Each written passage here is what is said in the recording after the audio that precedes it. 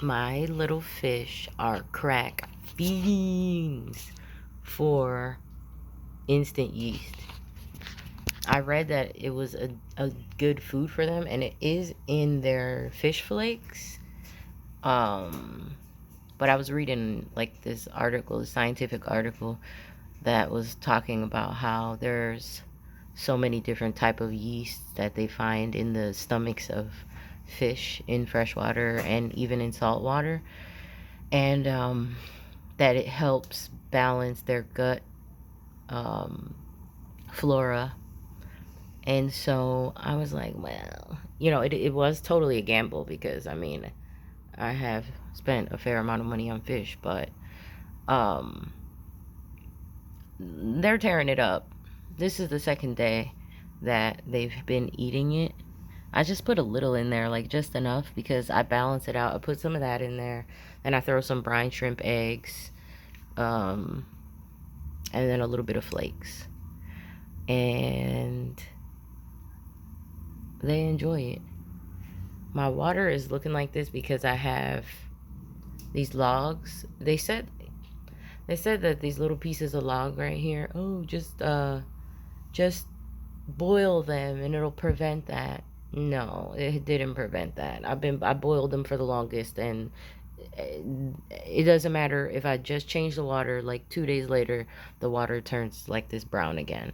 But I keep them in there because they form like algae, and it looks cool to have like the grass grow over top of them.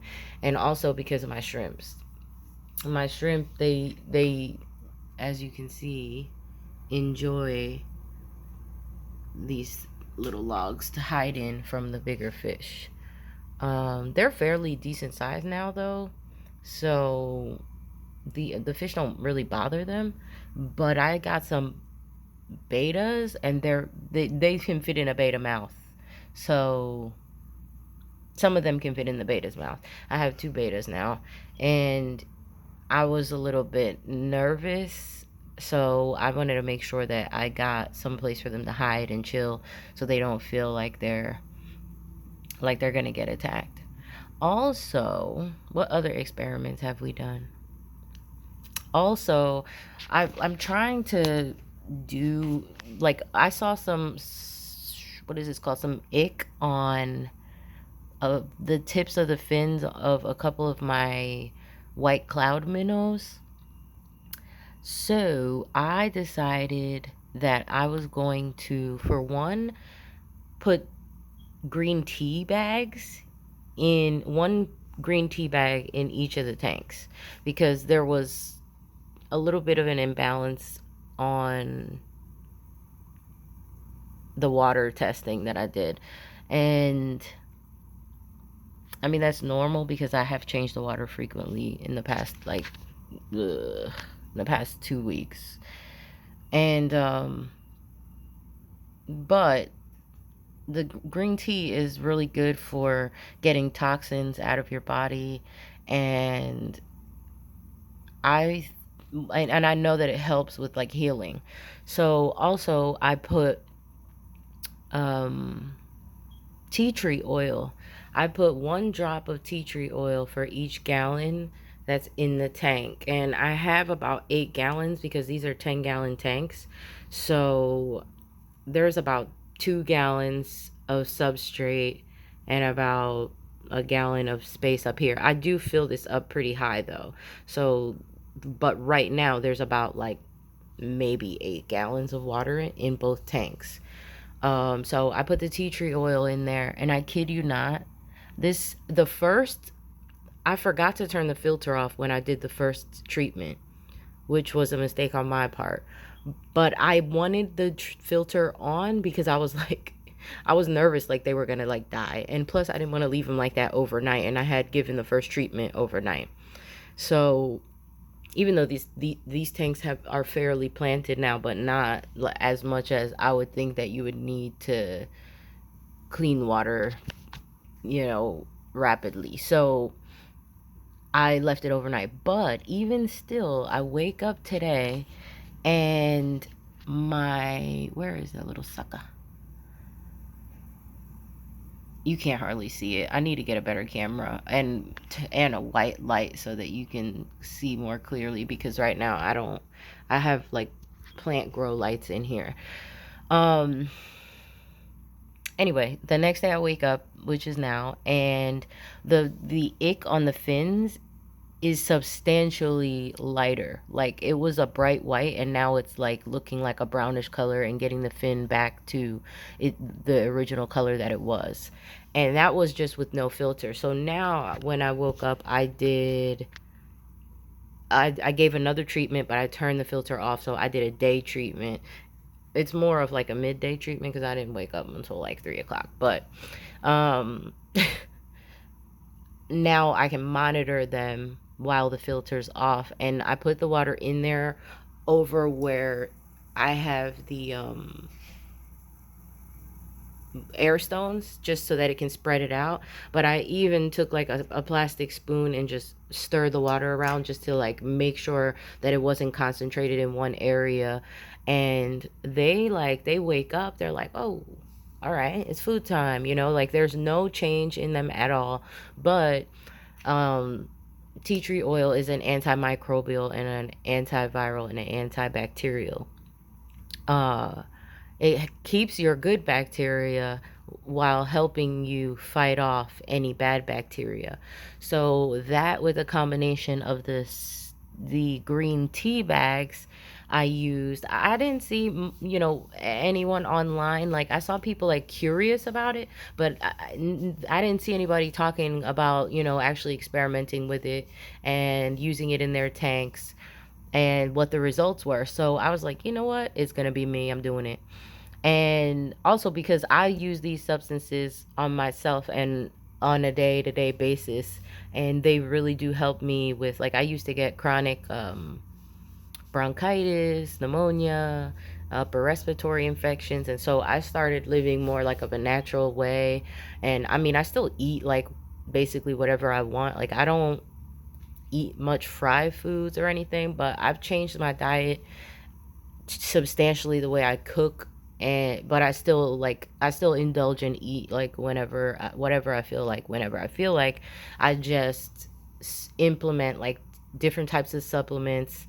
And I used to get like my skin is really sensitive, and like I can't just like get out of the shower and put clothes on. Like I have to air dry. If my skin stays wet, then I will break out in like a crazy fungal infection.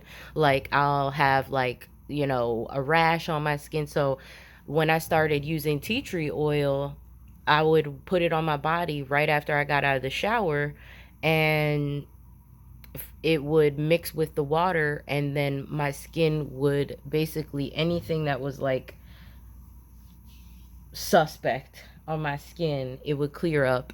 And I haven't had any kind of like skin issues since I started using tea tree oil.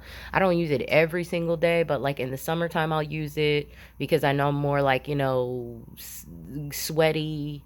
And if I've been like sweating in my sleep, I'll use it just to make sure that my skin, and there, it's any kind of bad bacteria or whatever is on the surface of it, that'll help absorb it into the skin. So I was like, you know what? Let me put this in this fish tank.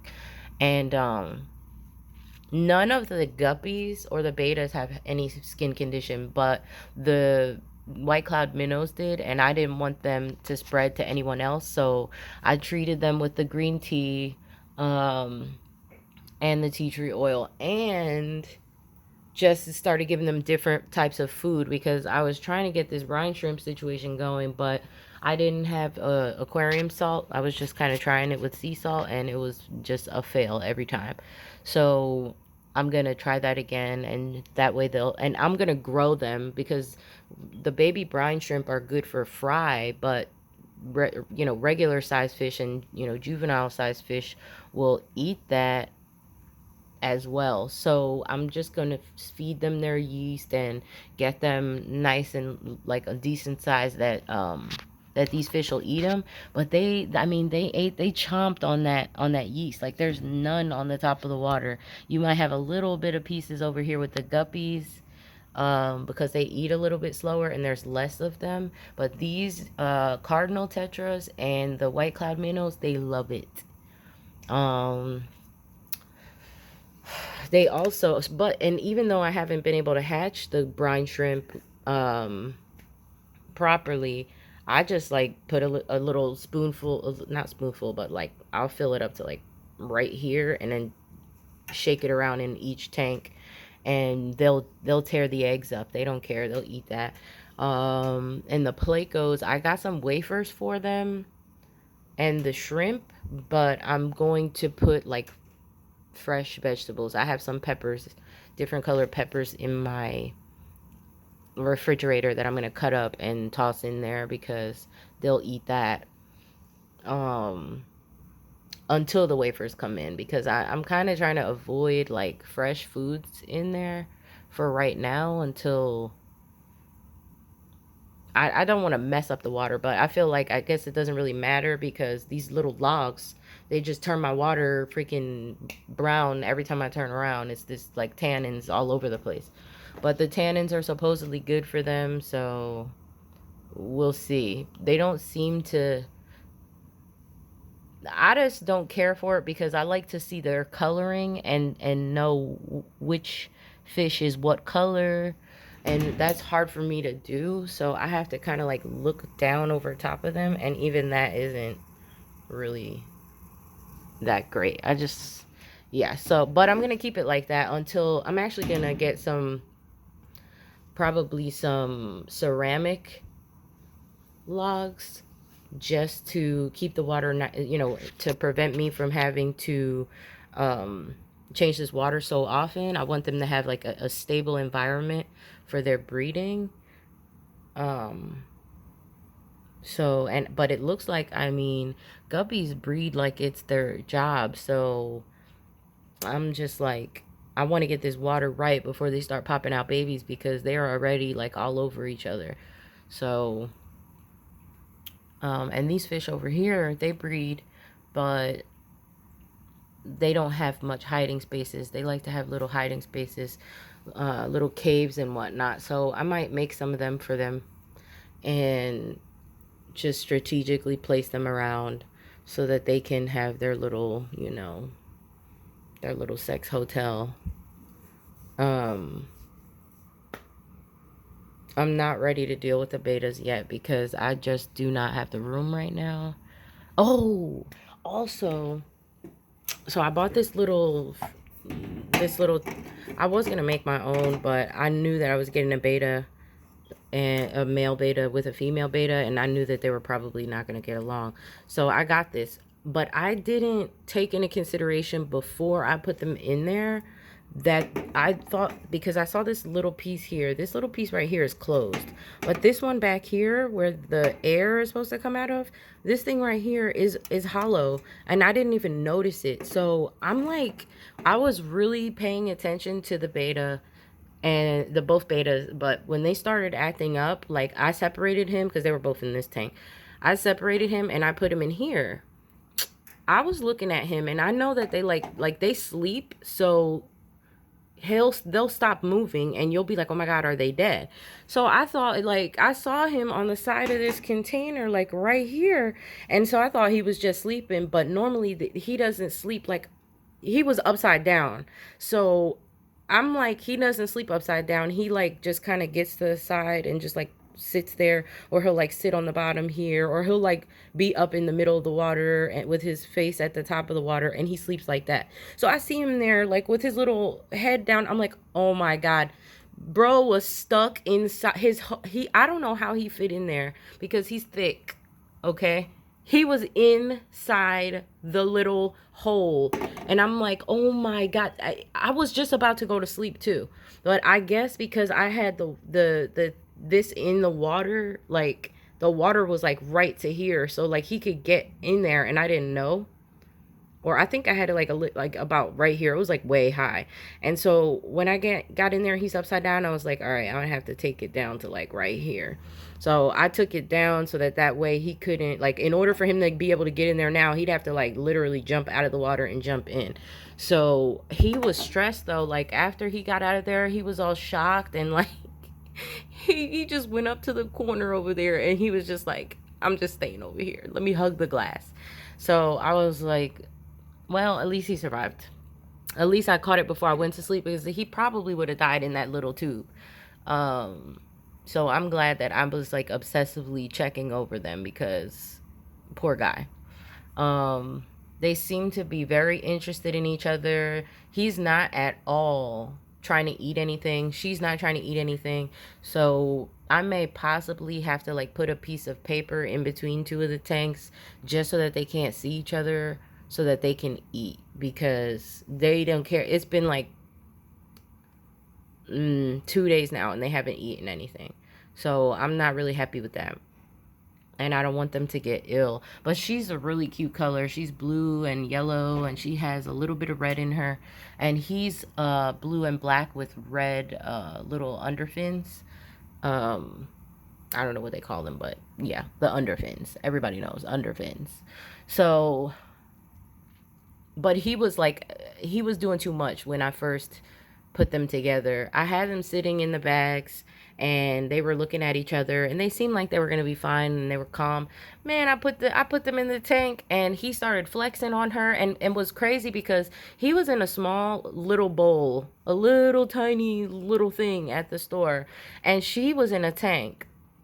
So when he got in here, he barely could swim. He was tilty to the side, like this is how they swim. He was like this, tilty to the side, swimming all drunk looking, and still trying to fight her. And yes, I'm talking about you. So he was trying to fight her, and she was like, she's a power swimmer. So she's like, before he could even get close to her, she would turn around and like body check his whole entire body. And then he would be like limped over, falling over.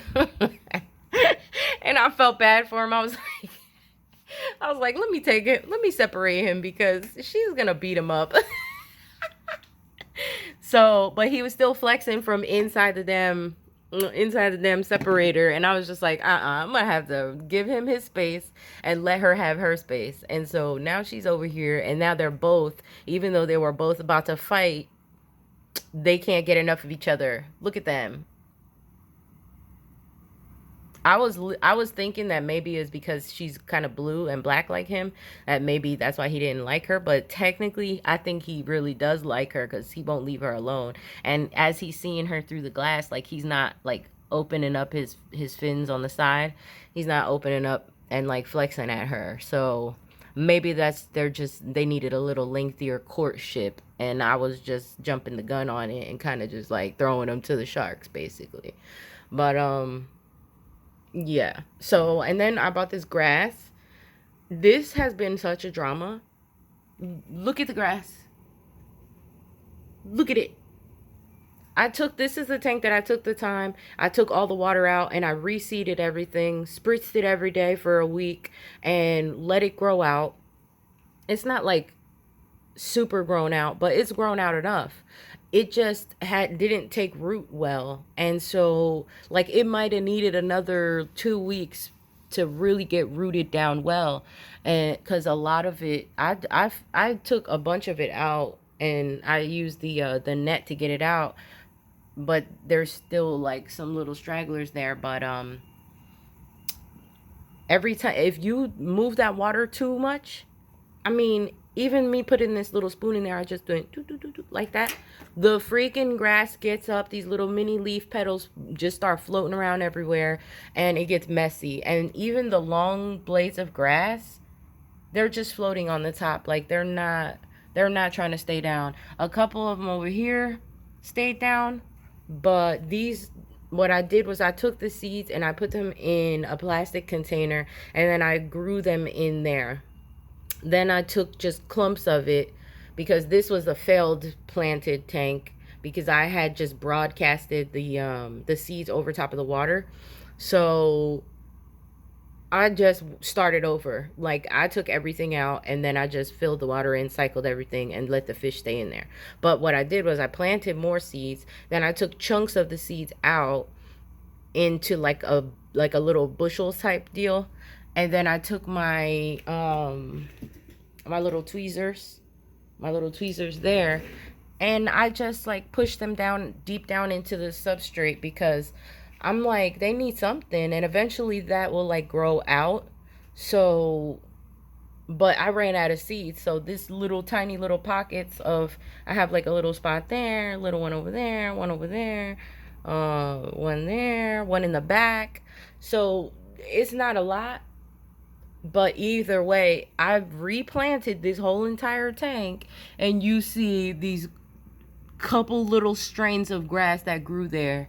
The rest of them did not germinate. So they said it was a 90% germination rate, and that was not accurate. That shit did not, it did not do what it was supposed to do. So I had better chances of the grass growing by growing it in a container like this and spritzing it every day, which was a trial in itself, because it has to stay warm, but then it dries up fast. So then, you have to spritz it like several times a day.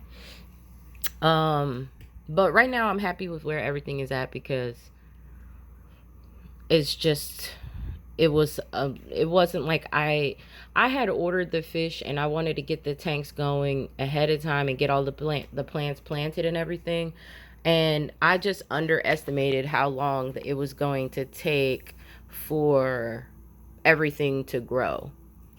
And I recently purchased these plants from a local store, and they were, I mean, they look beat.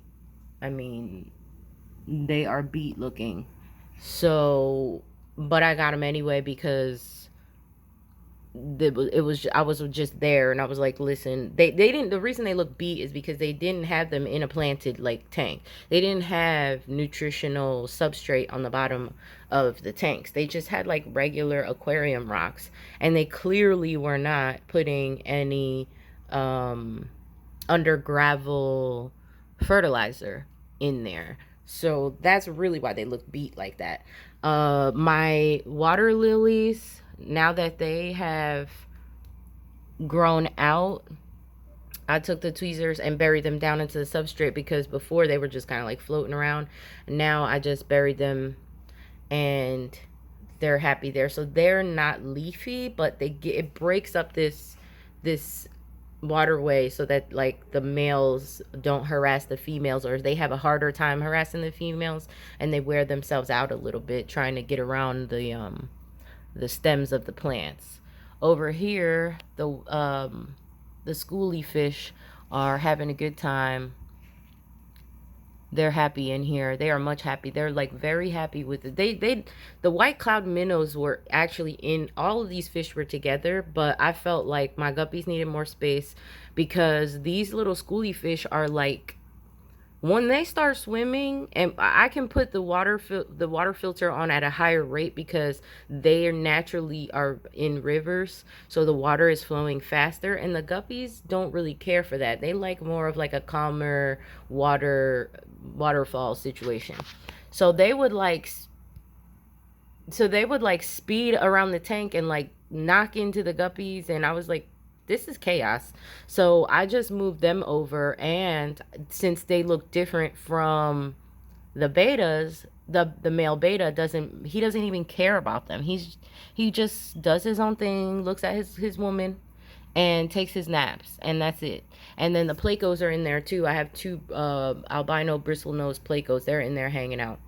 So, but as you can see, the tank is like much less overcrowded, and it gives them their little fancy tails the ability to kind of have more room. But I did have to order, I went to this pet place so that I could get more females for these male guppies, because a couple of my females died that I ordered online. When I got them shipped, they got here dead. So I have too many males to females, and they are like super harassing my females. So I bought like 7 more, so that at least there's 2 females to every male. Like 2 is all right. I think they'll be okay with 2 each. And I have a suspicion that my beta, or my, where is she at? Hold on.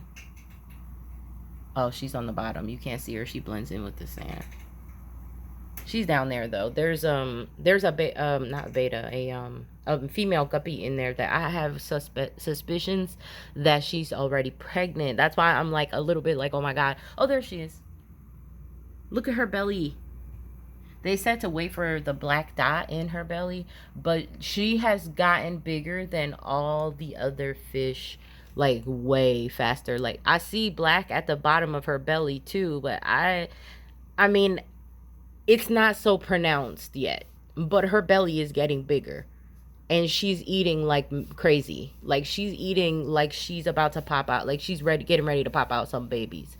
So I wanted to make sure that all of my tanks were good. Everybody's separated. Everybody is in their own tank. And then I have my little fry box because I know that one of these fish are pregnant. With the way that these males are chasing them around, somebody is about to pop out babies. I know it.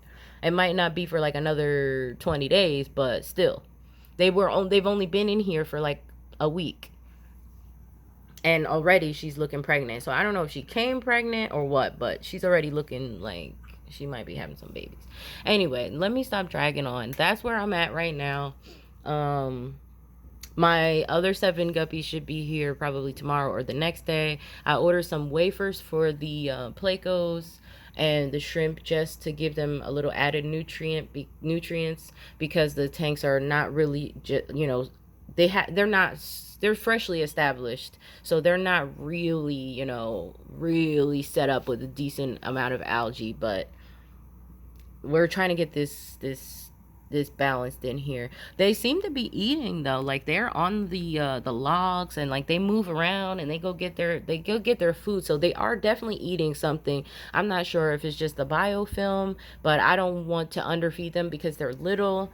And I mean, you can't even, where, I don't even, oh, there they are. There's one in the back. That little thing back there, look how tiny it is. You can't hardly see it. My camera is a mess. Oh, move. The beta's in the way. Oh, there he is. You still can't see it. That's how, because they're like see-through. So I want to make sure they get food. I was thinking about putting a cucumber in there and just letting it chill.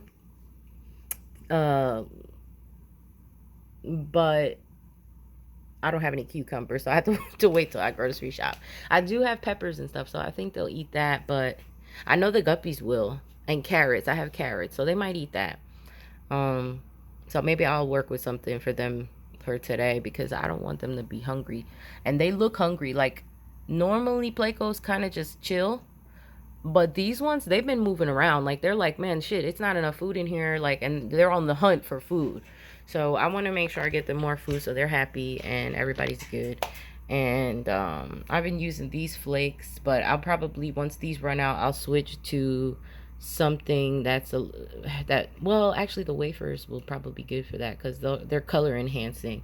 And I'm sure these greedy guppies will be like trying to eat it. So yeah, that's where we are right now.